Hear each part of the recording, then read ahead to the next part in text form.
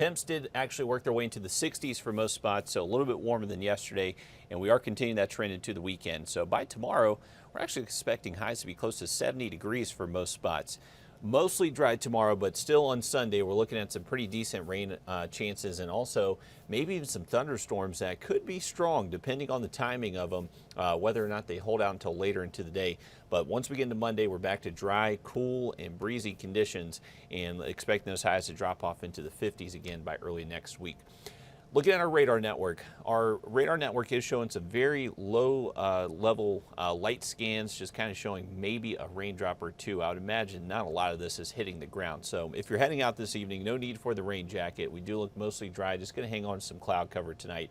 Our better rain chances start to move in most likely by Sunday, but still cannot rule out maybe there are a few stray showers ahead of the system on Saturday.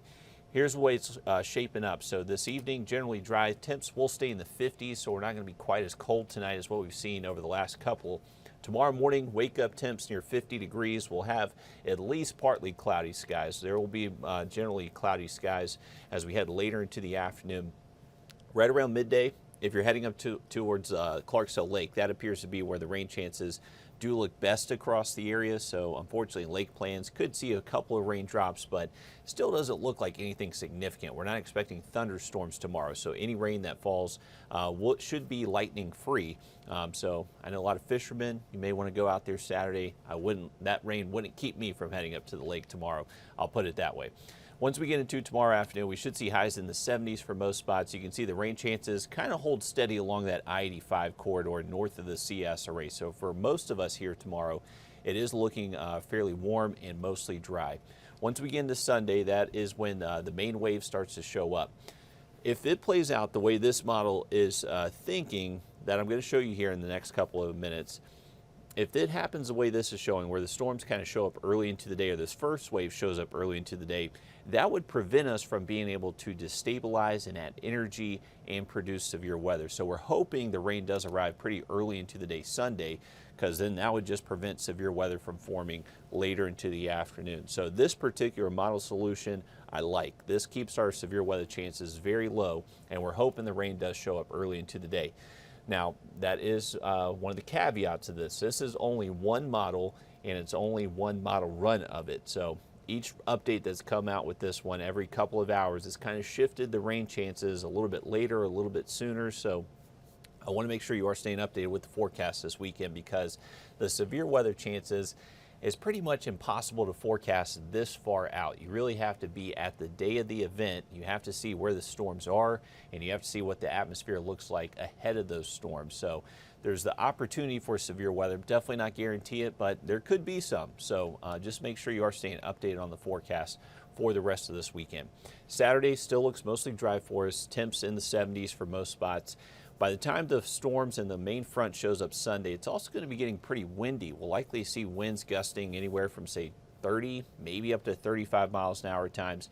That would be where the main front is. So that should show up later into our Sunday evening is when we're expecting to be windiest. But with the severe weather threat, it's a marginal risk at the moment. So it's as low as it can be without being zero, but still not zero. So just want to make sure you are staying weather aware any planned Sunday. Depending on the timing of the storms, we could see a stronger storm or two that produces maybe a strong wind gust, but still not ruling out a brief tornado possibly forming in this type environment. The reason is that you basically need four main ingredients to see severe weather. You need wind shear, you need lift, you need instability, and moisture. Now our moisture levels are going to be fairly high ahead of this front, actually about 200% of normal values for this time of year. So we have plenty of moisture. It's going to be a strong cold front, so we have plenty of lift. That's what helps lifts and just kind of that's the initiation factor to get that convection going. We also have a lot of wind shear, so change in wind direction and speed as you go up in height. So wind direction will be kind of veering and just bringing in the ability to turn those storms and make them turn. And once that happens, they become supercells. And then we're talking about maybe the potential for some severe weather. Now, the one limiting ingredient on Sunday is going to be instability. So like we just showed with that model, if we see a lot of rain push through early in the morning, we just don't have any ability to destabilize, so our instability stays very low. Now, if the rain doesn't push through in the morning, then we're able to destabilize and that instability factor goes up. And then we have all 4 ingredients needed to see severe weather. So the severe weather chances are resting on how much instability we have Sunday. And that's not something we can forecast on Friday for something on Sunday. That's something that we really won't know until we get to Sunday morning on if it's going to be a factor or not. So just make sure you're keeping up with the forecast with meteorologist Emily Acton, Chris Still. They're going to be keeping you updated in the morning and evenings this weekend. Flash flood risk. Marginal risk, not an issue really for anybody. Rain totals could get up to an inch. This would really just be a factor if you flood very, very easily. So if you get underneath a downpour with rain rates up to an inch per hour, maybe you see some minor flooding headaches, but outside that, not expecting a lot of flooding issues across the area. Now the lake forecast, remember Saturday, I'd say you're good to go. There is going to be the opportunity for rain on Saturday, and that's where I actually did bump up the rain chances more than what we're expecting here in Augusta. So just a heads up, take the rain gear if you're planning to go fishing out there. Fish should be biting, dropping barometric pressure, southwest wind should be great for getting out there. And then by Sunday, that's when you may need to take caution about getting on the water. That's when the storm chances start to increase and our wind threat does start to bump up as well. So once we get past the rough weather Sunday, we're back to dry weather Monday. Monday, Tuesday looking pretty chilly with highs only in the mid-50s. We'll get back those cooler mornings in the 30s, even 20s possibly by early Tuesday. So this is going to be a strong front. We're going to see very warm air ahead of it and then much cooler air behind it. In between, we're going to see that chance for some thunderstorms on Sunday.